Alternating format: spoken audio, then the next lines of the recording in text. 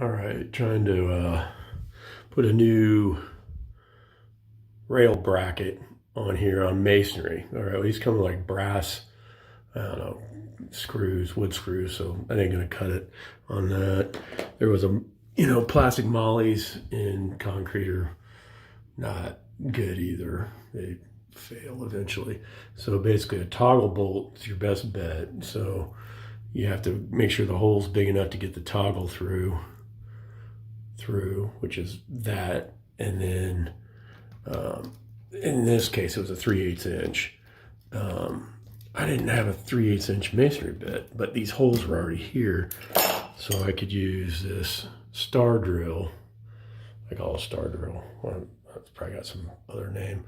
And just kind of ream that out. The bottom hole doesn't match up with these.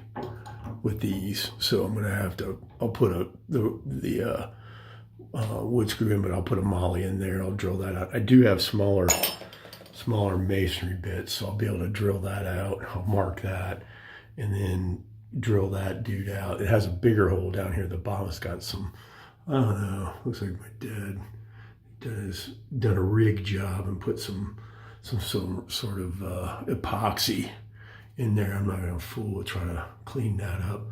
The thing that takes the load anyways, these top two. This just kind of squares it up. So, I mean, all the pressure for when you're on the rail is gonna, it's gonna hit this first fastener.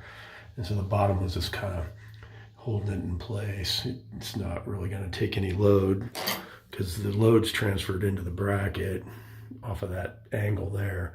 And again, it's gonna try to, load's gonna try to pull off of there. And so you gotta keep the top is where, most of that's gonna go. That's why you have two screws, not one there. That's where the load's at. All right, so we will endeavor to persevere. And I'm gonna mark out a hole here and then drill out and put a plastic molly in.